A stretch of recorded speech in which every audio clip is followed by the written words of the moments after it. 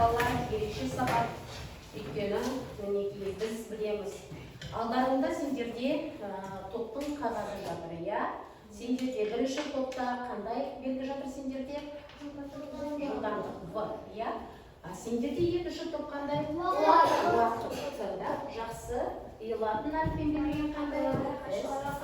Қашықтық. Жақсы. Ендеше балалар біз бүгін жылдамдық қозғалысқа алдарында жатқан бойынша бүгін біз сендермен жұмыс жасаймыз. Ол үшін біз топқа бөлгеннен кейін топтағы біздің мақсатымыз не? Топтағы біздің мақсатымыз бір-бірімізді не істемеу? Қандай ережелерді білеміз? Топтағы ережелер қандай? Бір-бірімізді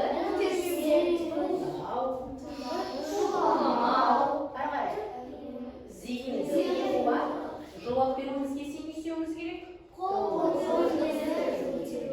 Жақсы бала, олай болса сабағымызды әрі қарай. Біз математика бүгін сабағы, иә? Математикада бізде қандай бөлім дейміз балалар? Қолымыз көтерейік, мамандықтар әлемі. Жақсы, олай болса мамандықтар әлемі болса, өткенді еске түсіру үшін қаншалықты біздің есімізге түсіру үшін сиқырлы дөңгелектегі тапсырманы орындай қояйық. Олай болса сиқырлы дөңгелегіміз қоса қояйық. Шайымыз ба? Жақсы. Берілген тапсырманы оқисыңдар да жауап береміз нақты. Қайта қойырмын, оқы бірінші.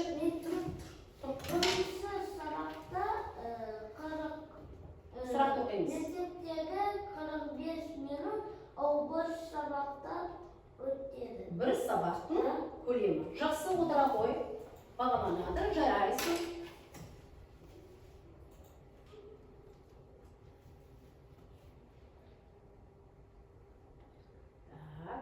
Кім көтереді, кәнеки, кім оқиды? Мадина қолыңызды көтеріп, жақсы. Фигураның периметрін қалай табамыз? Фигураның бәр қабырғаларын қосамыз. Қосындысы жақсы қабылданады. Рахмет. Балалар қысылмай жауап беруге. Келесі мөлдір, оқи ғой сұрақты. Бір жылда неше күн бар? Бір жылда 365 күн бар. Жақсы қабылданады, дұрыс па балалар? Келесі.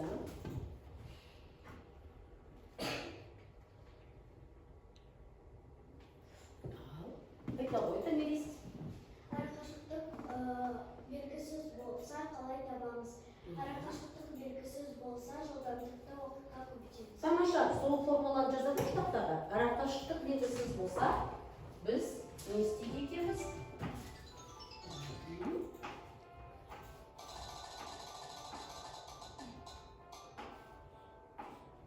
Жақсы, келсеңіздер балалар, арақашықтық белгісіз болса, не істейді екенбіз? Жылдамдықты уақытқа. Келесі. Диана. Оқимыз. Фигураның ауданын қалай табамыз? Біз ұзындығын еніне көбейтеміз. Дұрыс айтасың, сонда нәтиже не шығады? Кім қосады? Жалпы нәтижесіз шығады. Екі дәреже. Қабылданады, жақсы. Келесі. Бекнұр. Жылдамдық белгісіз болса қалай табамыз? Жылдамдық белгісіз болса арақашықтықты уақытқа бөлеміз. Жақсы, жаза қой бұл жаққа. Келіп қой, формуланы жаза қой. Жақсы. Жылдамдық белгісіз болса, өзің айтты, жылдамдық қалай белгілейміз? Таба қой. Жаз. Жаза қой. Дұрыс.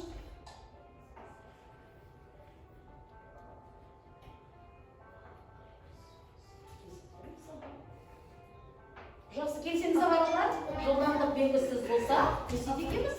Арақашықтықты уақытқа бөлеміз. Келесі. Оқимыз кім? Дарын. Уақыт белгісіз болса қалай табамыз? Уақыт табу үшін біз арақашықтықты жылдамдыққа бөлеміз. Тамаша, жаза ғой. Дұрыс па бала? иә. Жақсы.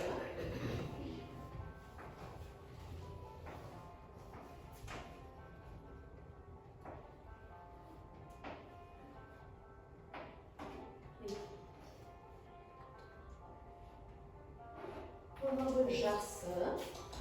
Жақсы, жарайсыздар. Келесі. Так, Алан. Сағат, минут, секунд болар, уақыт. Уақыттың Аудан. Ой. уақыт. Кім қосады? Уақыт Өлшемі. Жақсы қабылданады. Уақыт өлшем бірліктері жақсы. Соңғы тапсырма. Абай. Ал нәтиже. Шынымен сұрағы бар шағын әңгіме ол сөз есі. Келісеміз балалар? Иә. Сабаққа шарты болса, тамаша жақсы балалар. Өткенімізді шолуға жасадық, иә? Енді әрі қарай сабағымызды жалғастырамыз. Ол үшін мына слайдқа көңіл бөле қойыңдар. Мінекей, келесі суретте не көрдіңіз балалар? Екі машина. Сонымен жауап бермек, иә, екі машина. Ал олар дұрыс айтады, қарама-қарсы қолымызды көтерейік, иә, қарама-қарсы. Ал бері қарай келіңдерші, Алан, Надина келе қойыңдар. Нелер қарама-қарсы жүреді екен балалар? Екі машина. Машиналар қарама-қарсы жүреді. Адамдар. Мысалға Алан мен Надинаны алар. Надина бізде мектептің ар жағында тұрады, Алан жолдың оң жағында тұрады. Екеуі мектепке келе жатыр, иә? Қарама-қарсы. Ал жүре қойыңдар. Не байқадыңдар балалар? Ол қарама-қарсы жүреді. Қарама-қарсы жүрді, тағы не айтуға болады? Не істейді? Дұрыс айтады. Қолымызды көтерейік. Не істейді? Бір-біріне не істеді? Жақындады. Дұрыс айтасыңдар балалар, отыра қойыңдар. Ендеше, бүгінгі біздің сабағымыздың тақырыбы өздерің айтқандай не істейді екен? Екі көлік, немесе кез келген көлік, адамдар болсын, көліктің түрлері көп қой, иә? Бір-біріне қарама-қарсы жүргендегі қозғалыстарға арналған есептерді не істейміз? Шығарамыз. Ол қозғалыстарға беріледі. Нелерді табуға? Жаңағы айтып кеткен топтардағы жылдамдыққа, уақытқа, қашықтықтарын табуға есептер шығарамыз. Ендеше, бүгінгі біздің сабағымызды мен түсіндірмес бұрын, қазір мен сіздерге мындай тапсырма берейін деп тұрмын. Сендер, егер біз мына формуланы жатқа білетін болса, ал бүгінгі біздікі қарама-қарсы бағыттағы қалай шығаруға болады екен? Келесі тапсырмаға көңіл бөлейік та, дәптерлеріңді ашып, орындай қойыңдар. Кім қалай орындайды екен? Сосын кім тақтаға шығып орындай алады. Бірінші тапсырма. Былай істейікші. Мысалға, бірінші тапсырма. Кімге қай тапсырма ұнайды, орындай қойсын. Сызба құруға болады. Бірінші тапсырманы жартылай орындай, екінші тапсырманы жартылай орындай. Ашамыз дәптерімізді, отырмаймыз. Жас. Ойланыңдар, мына формулаға не белгілі? Біз сөз есептен нені білеміз жаңа ғана айттық? Біз несін құрап аламыз? Шартын, яғни бетсіз табамыз, иә? Шешуін жауабын. Осы формуланы дұрыс қолдансаңдар, табуға болады. Ойланып көреміз. Мен шығып көрейінші апай дегендерің бар ма? Мадина шыққысы келеткеннен кейін, және мерелер шығады ойындар келетін. Біреуің бірінші есеп шығарыңдар. Екінші есеп шығара қойдар. Қарай тақтаға балалар, сендердің шығарып отырған есептермен салыстырайық. Қалай? Сен бірінші тапсырманы орындар, не? Сөйле қойыңды. Бізде не берді? Екі велосипедтің жылдамдығы беріліп тұр. Бірінші велосипедтің жылдамдығы секундына 5 метр. Ал екінші велосипедтің жылдамдығы секундына 4 метр. Және не берді бізге? Секунд. Және уақыты берілді, иә? 5 секунд. Нені табуымыз керек болып тұр сенде? Ара қашықтықты табу керек. Ара қашықтықты табу үшін. Арақашықтықты табу үшін бірінші велосипедтің жылдамдығына екінші велосипедтің жылдамдығын қосқанда жалпы екі көліктің велосипедтің жылдамдығын шығады. одан кейін енді формуланы пайдаланып арақашықтықты табу үшін жақшан ішінде екеуін қосамыз, сосын уақытқа көбейтеміз. Сонда қанша? 225 метр шықты. Тамаша. Надина да осындай шықты, Тағын де осындай шықты 225. Нұрым да шықты, тағы да Тамиресе шықты. Және Диана неге қол көтермесін? Сенде 225. И Дарын да 225. Тамаша, Бекнұр сенде 225. Жақсы жарайсыңдар. Енді үйретті қарайды. Бізге кеменің екі жылдамдығын беріп тұр. Кеме қатысып тұр, е? Бірінші жылдамдығы сағатына 48 километр. Ал екінші кеменің жылдамдығы сағатына 51 километр. Кімде қандай шықты қараймыз? Уақыт белгісіз. Арақашықтықты 495 километр. Шешуі уақытты табу үшін арақашықты бөлеміз жылдамдыққа. Жақсы. Ол үшін бірінші не істейсің? Бірінші екі жылдамдықты бірінші кеменің екінші кемеге қосамыз. жылдамдықтарын қосып Жалпы жылдамдығы шығады. Қанша жалпы жылдамдығы? Сағатынан 48 километр қосамыз, сағатынан 51 километр. Тем болады 99 километр. Сағатынан жалпы жылдамдығы 99. Енді уақытты табу үшін арақашықты бөлеміз жылдамдыққа. 495 километр сағатынан бөлеміз сағатынан 99 километр. Тем болады 5 сағат. Кімде шықты осылай 5 сағат? Кімде шықты? Мадина да шықты, көрдің ба Мадина? И Дарын да. Жақсы. Кәнеке Дарын? Жақсы балалар, отыра қой. Бұдан егер кімге түсініксіз болса, мен қосып кетейін, иә, сендерге. Бүгінгі біздің тақырыбымыз, қараймыз, бір-біріне қарама-қарсы. Ендеше бірінші есепте бір-біріне қарама-қарсы нелер, кімдер туралы айтылған? Бір-біріне қарама-қарсы шықты, иә? Енді олардың жылдамдықтары белгілі, иә? Жаңа түседі. Егер де екі қарама-қарсы көліктің белгілі болса, біз не істей аламыз олардың жылдамдықтарын, балалар? Сосын егер уақыт белгісіз болса, әрі қарай шығарамыз, арақашықтық болса, әрі қарай көшеміз. Солай ма, түсінікті ме? Ендеше қайталап айтамын, естеріңізге сақтаңдар. Бір-біріне қарама-қарсы көліктердің бірінші несін тауып алады екенбіз? Екеуінің жылдамдығын, жалпы жылдамдығын не істейміз? Табу үшін қосып аламыз. Жақсы ма, келістік пе? Олай болса, орнымыздан тұрайық та, жақсы қошын. Кім сызбасын істеді? Кім сызбасын құрды? Құрды ба нұрым? Жақсы. Сызбасын көрсетіп жіберуге, және сосын көрерміз. Уақыт тұрағындар орындарынан. Ойындар дәптерлерін жоғары, тез-тез. Кішкене демалып алайық.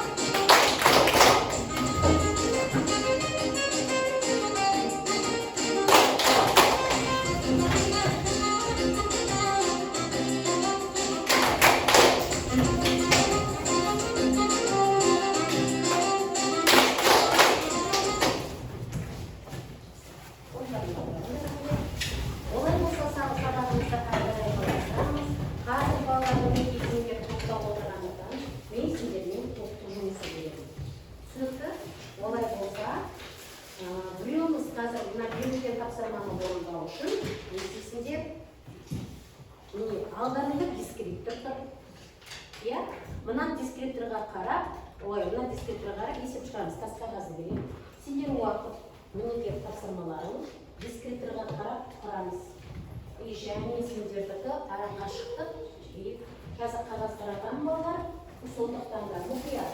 Жай отырғаныз біреуін схемасын құрабендер, иә? Жақсы, вот схема. Кезетеміз. Алдарында фломастер бар ма? Жоқ болса берейміз сендерге. Не істейміз?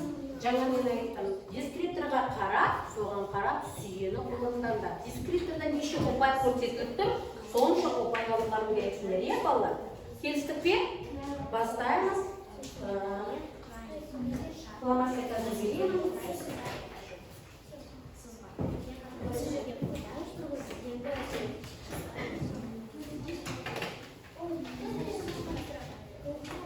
Бастаймыз. Уақыт кетпесін. Қараймыз. Ортаға қойыңдар. Топтығымыз көрінбей жатыр. Топтық жұмыс. Біреуіңіз схеманы қойсаңдар, біреуіңіз нені сөз естетін. Мына ортаға қойыңдар, бәріне көрінесің. Жай отырмаңдар. Көптесеміз бір минутке.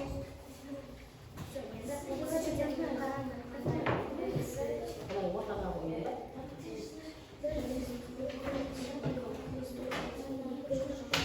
The Bluetooth device is ready to pair.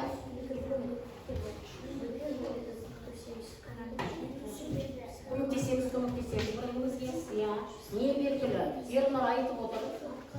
Көмектесеміз. Телефон, ешбір жай отырмаңыз, көмектесеміз. Кім болды, сіз көмектесеміз.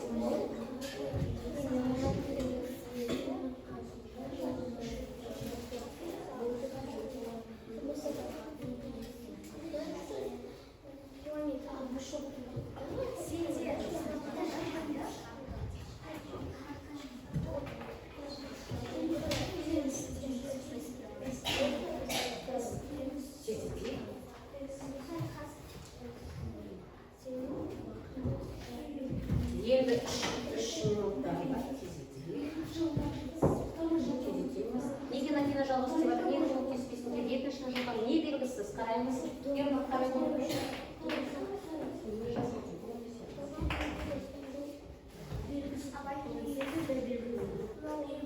Так. Ал не белгі? Енді қараңдар, жылдамдық бар, жылдамдық екі бар. Уақыт қайда? Уақытта қанша? Қараймын мұқият. Жақсы. И сразу формуласын жаза салыңдар. Арақашықтықта болсын. Уақыт қанша? Қараймыз. Онда арақашықтық 906. Сізде де не белгісіз? Дұрыстап. Жақсы. Енді біреуіне де формуланы жазсын. Формуланы жазыңдар. Тек бір жас формуланы не белгісіз? Келесі. Енді не белгісіз сіздерде? Үстіне жас не белгісіз?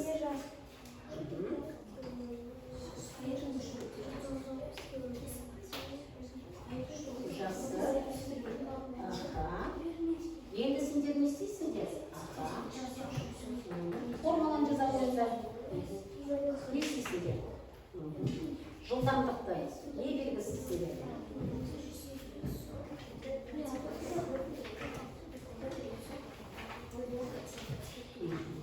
Дұрыс.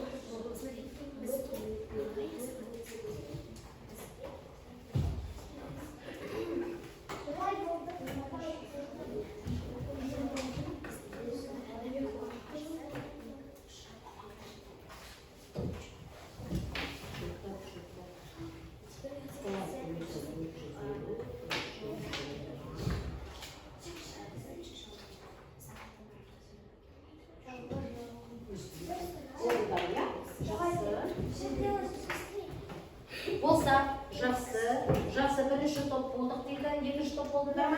Қайда, көрсетсеңдер ма? Жақсы, тамаша. Ендеше олай болса, бір-бірімізді тыңдау үшін бірінші, үшінші топ бітірді, үшінші топты тыңдайық. Кел қой, үшінші топ. Кім? Зарыл. Тыңдаймыз. Мына жерге топтың атын жазып бере беремін, иә? Топтың атын жазып. Дені тыңдаймыз. Бізге бір-біріне қарама-қарсы екі ұшақ берілген. Екі жылдамдығы бар. Бірінші жылдамдығы. Бірінші жылдамдығы. Бірінші ұшақтың жылдамдығы сағатынан 150 км. Ал екінші ұшақтың жылдамдығы сағатынан 170 км. Сағатынан 170 км. Уақыты 5 сағат. Ара қашықтық белгісіз. Енді не істейміз? Ары қарай жалғастырып, ара қашықтықты табу үшін бірінші ұшақты қосамыз, екінші ұшақты бірінші жылдамдықтарын қосып аламыз. Сосын қанша шықты? Нешені қосамыз? 150 қосамыз, 170 болады. 200 Қанша? 320 екеуінің жалпы жылдамдығы. 320 көбейтеміз 5 тем болады 1600 километр. Дұрыс па балалар? Бірінші жылдамдық пен екінші жылдамдықты қосты, одан кейін не істеді? Сағатқа көбейтті, иә? Сонда сендердің формулаларың қандай еді? Ара қашықтықты табу үшін жылдамдық көбейтеміз. уақытқа. Сонда екі мемлекеттің арасы қанша екен? 1600 километр. Жақсы, мінекей сызба бойынша тоже құрды балалар. Не істейміз? Мінекей мынау немене сөйлей ғой? Бірінші. Ол бірінші ұшақ 100 км сағат жүреді. Ал екінші ұшақ 170 км сағат жүреді. Ал оның уақыты 5 сағат болады. Ал ара қашықтық белгісіз. Бұл үшін біз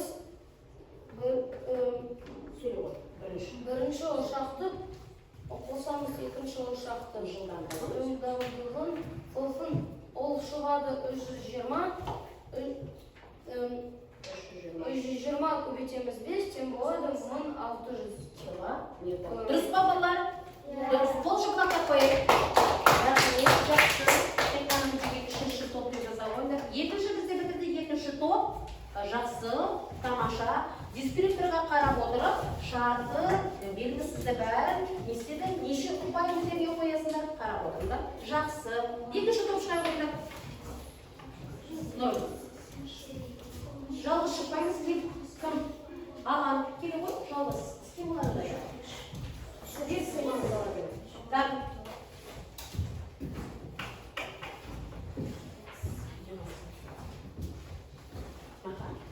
Мәдина, аға кісілер береді. Бізде екі ұшақ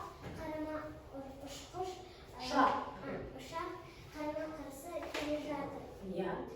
Бірінші ұшақтың жылдамдығы ол сағатына 150 км. Ал екінші ұшақтың жылдамдығы ол сағатына 170 км. Олардың қашықтығы 960 км. 960 км. Бұларда ара қашықтық белгілі. Не белгісіз сендерде? Уақыт белгісіз. Уақыт белгісіз. Уақытты табу үшін ара қашықтықты бөлеміз жылдамдыққа. Бірақ біз басында бірінші ұшақтың жылдамдығымен екінші ұшақтың... Ары қарай алған сөйлесінші. Бірінші ұшақтықы сенде белгілі схемасын салыпсың, е? Бірінші ұшақты сағатына 150, екіншінікі 170. Не істейсің осы екеуін? Не істеп аласың? Екі ұшақтың жылдамдығын қосып аласың, сосын не істедіңдер? Қосымы қанша шықты?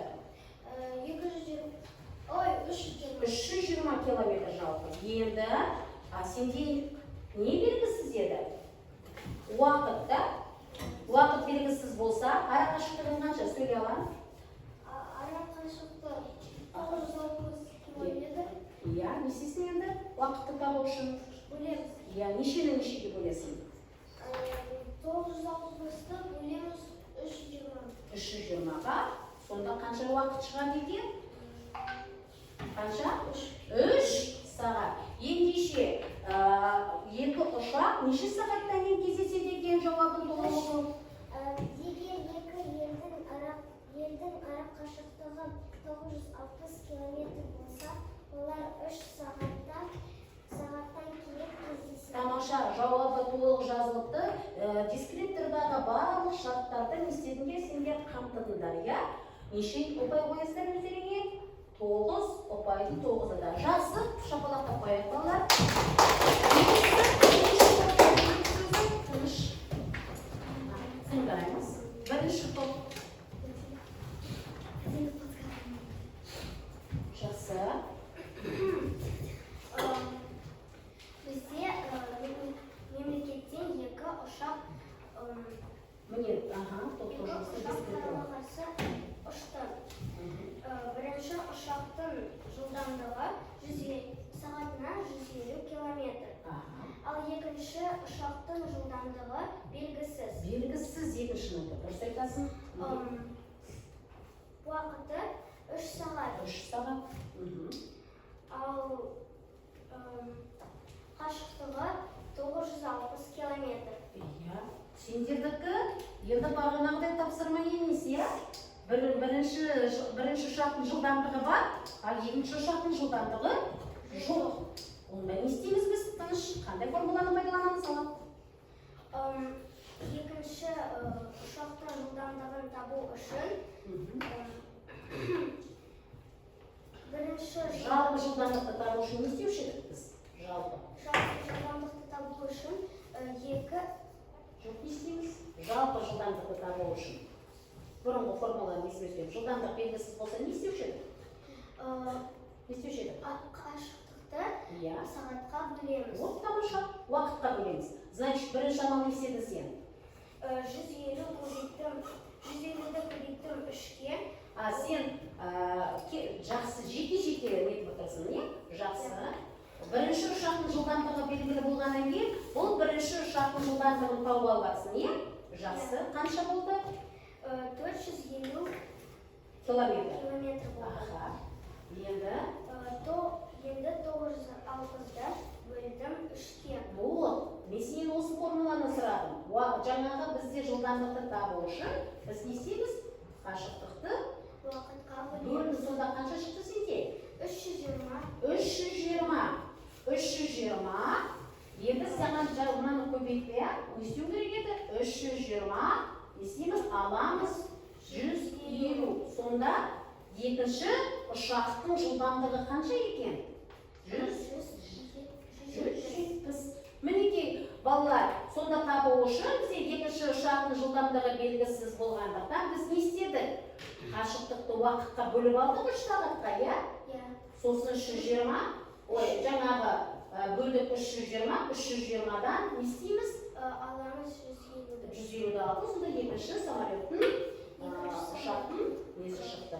Тамаша, мінекей сызбалары да жаңағы жауабы толық жазбасындар, иә? Жауабы, ана дискрипторды қараңдар деді ғой. Табу үшін формула жылдамдық табу үшін S бөлеміз V. V ма? Т ма? S бөлеміз не? Мынау дұрыс.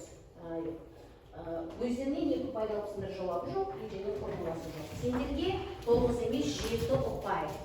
Жақсы балалар, ары қарай сабағымызды жалғастырамыз. Олай болса, мінекей сендерге қарап отырсам, жаңағы жалпы сызбасын да дескрипторға қарап. Міне дескрипторға қарасақ, бірінші жаңағы мынау кімге байланысты болды мынау? Жылдамдықтарға, иә? Екінші жылдамдықтың формуласын жазыңдар, есептің шартын құрыңдар, белгісізді анықтаңдар. Міне 9 ұпай сендерде болу керектіңдер. Бірақ сендер неше?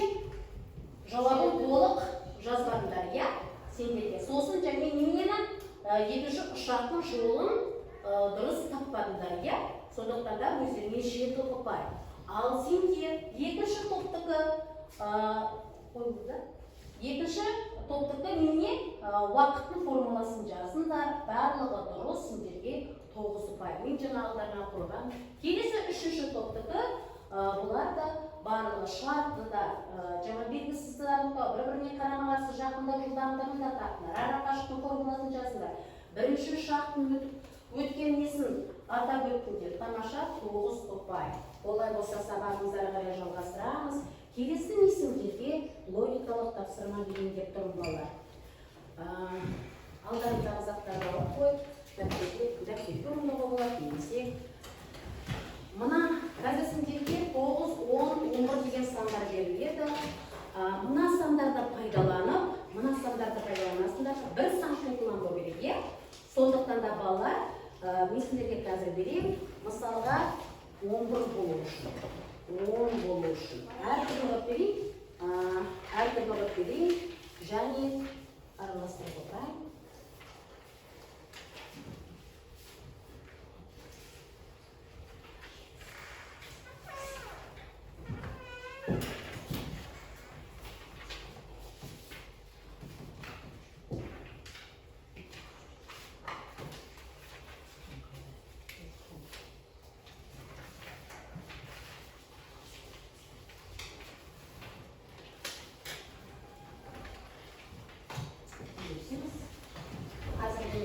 Бастаңдар дегенде, сонда несесінде бастайсыңдар. Кімге жетпей қалды бәрін жетті ма? Бастаймыз балалар. Логикалық есептесе бірінші не істеуші едік, ойымызға есімізге түсірейік балалар. Несіндегі қазір 2-3 минут берем.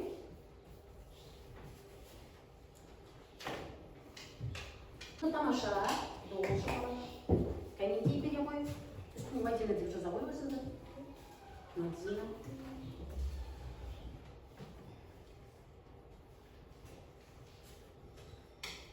Жақсы, Мадина. Болды. Жақсы. Дұрыс. Жақсы. Жақсы. Жетеуін. Жақсы. Болды ма? Уақыт бітті деп, сол кезде бәрін жинап алайын, не? Жақсы. Болды, уақыт бітті. Тапсырамыз. Жақсы. Мадиночка, уақыт жоқ. Жақсы. Жақсы. Аттарымызды жазыңдар, е? Жақсы. Бұл бағанадан бері біз нелерге есептер шығарып жатырмыз? Аха. Екі көлік, мәшіне демей қойып, көліктердің көп тұры ғой да? Біріне қарама-қарсы. Не істейді екенбіз қарама-қарсы? Келсе екі көлік қарама-қарсы келсе, не істейді екенбіз? Олар жақындай, сонда олардың жақындау несін істеп болады екенбіз? Жылдамдықтарын қосып аламыз да, әрі қарай не істейді екенбіз? Жақсы. Олай болса, қазір сендерде мынандай тапсырма. Ол үшін бірінші үйге тапсырма беріп қойайын, иә? Үйге тапсырма сендерге 113-ші бет, нөмір 8. Үй тапсырмасы бізде 113-ші бет и 6-шы, 8-ші тапсырма. Жақсы? Мінекей, оны айтамын, сосын нөмір 8-ші, 113-ші. Енді қазір сендерде мынадай тапсырма. Мозаика дейді. Қазір сендердің қалдарыңа не істеймін? Не беремін? Артындағы тапсырманы оқисыңдар. 4-4-тен тастайын. 1, 2, 3, 4.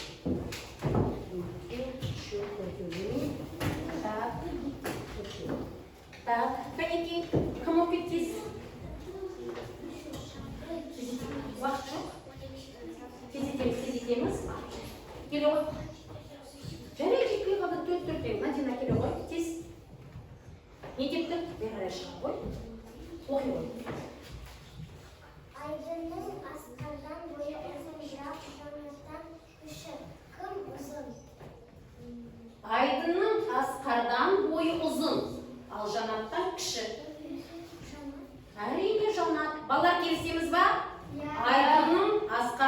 бойы ұзын, бірақ Жанаттан кіші.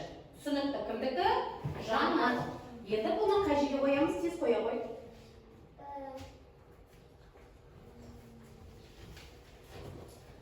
Тездетеміз. Келесі. Пока Надина жапсырғанша. Оқимыз тез, Мадина. Келе қой берек. Не дейді? Шаңғышы сағатына 12 километр. Екі сағатта. Бір сағатта 12 километр жүрсе, тыныш. 2 сағатта 24 километр. Тамаша, сұрау. Кім тағы? Келесі, Мадина. Неге қалғандарымыз отырмыз? Тездетейік. Оқи қой. Фигураның ауданын қалай табамыз? Ең оңай сұрақ да. Фигураның ауданын қалай табамыз? Фигураның ұзындығын еніне көбейтеміз. Тамаша, қоя қой. Келесі. Дарын қандай сұрақ? Алан қандай сұрақ? Тездетеміз.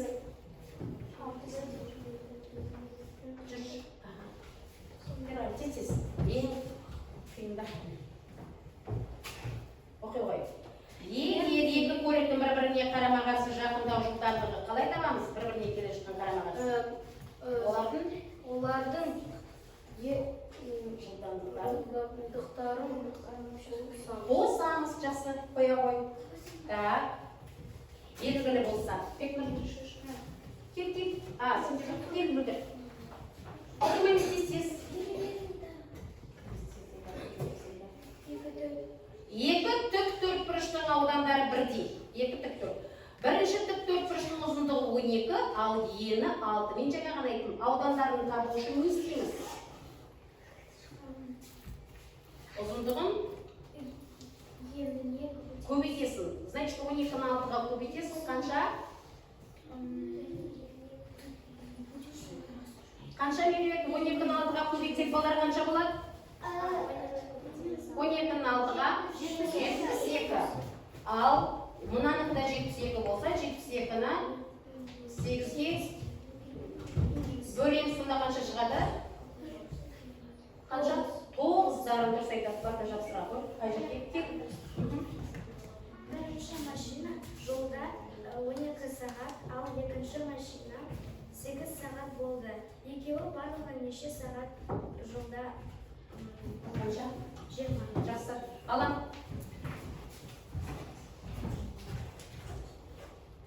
Егер бірінші көліктің жылдамдығы белгілі болып, екінші көліктің жылдамдығы белгісіз болса қалай етеміз?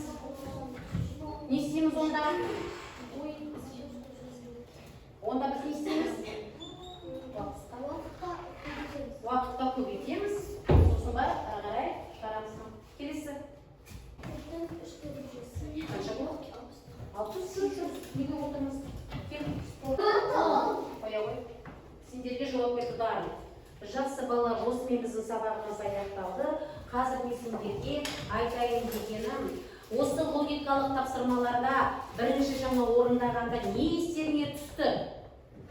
Не істеу керек бірінші бізге? Не істеуіміз керек? Бірінші не істейсіңдер? Жақсылап, екінші не істедіңдер?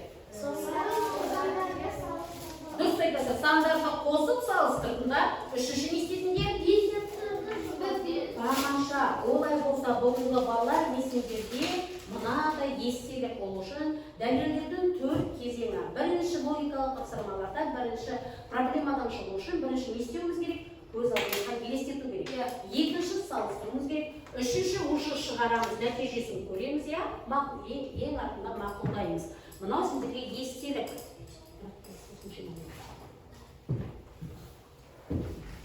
Енді өз-өздеріңді бағалай қойыңдар. Бүгінгі қазір месіндерге таратамыз.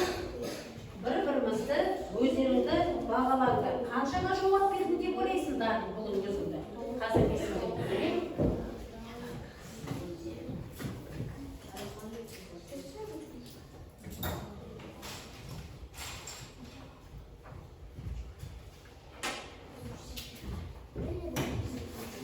Балалар, міне бүгін тілек ағашы ең жоғарыға, мен бүгін 5 алдым дегендерім мына жерге қазір айтамын жоғарыға ілесіңдер. Ал кім 4 алды дейді, ортаға. Баспалдақ несі сияқты, несесінде бір-бірлеріңді бағалайсыңдар.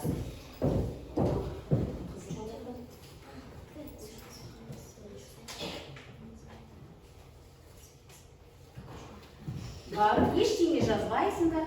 Бүгінгі сабақ сонымен балалар қорыта келгенде, бүгінгі сабақ өздерінің көңілдерінен шықты ма? Не білдіңдер бүгін сабақта? Не білдіңдер? Не білдіңдер бүгін? Бүгінгі сабақ немене білдік біз? Тақырыбы қандай?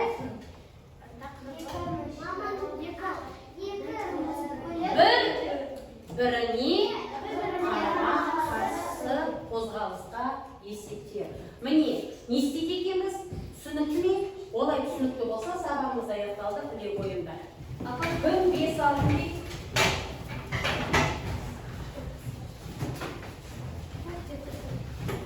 Дұрыстап қойыңдар, кім 5-ке, кім өздерін 4-ке дейді. 5 алғандар бізде көпті қой. Жақсы. Отыра қойыңдар. Ал енді келсек, бұл сендердің қойған бағаларың, иә? Ал енді менің өзімнің қойған бағаларым бар. Мысалға, 5-тік өздерің қойған бағаға қолдарын көтере қойыңдаршы. Дарын, Ервер, Алан, Надина, Нұрым, Мадина, Медет қойып отыр, иә? Мен осы балалардың ішінде неше бала қол көтердіңдер? Неше бала көтердіңдер 5-ке? 1, 2, 3, 4, 5, 6, 7, 8. Мен осы балалардың ішіндегі 5 қояр едім Дарынға, Меруертке, Надинаға, Мадинаға 5 қояр едім. Осы 5 балаға 5 қояр едім. Осы 6 баланың ішіндегі 5-еуіне кім біреу 5 алан бар? Аланға мен 4 қояр едім. Жақсы, не үшін өзіңе 5 қойдың Алан? Өзіңді белсенді қатыстың дедің ба? Жақсы. Бірақ келесі жолы өз бағамызда білу керек деп ойлаймын. Қалғандары 4-ке қойыпты, 3-ке ешкім қоймапты, иә? Бәріміз белсенді қатыстық па? Жақсы. Олай болса, балалар үйге тапсырма берілді. Сау болыңдар.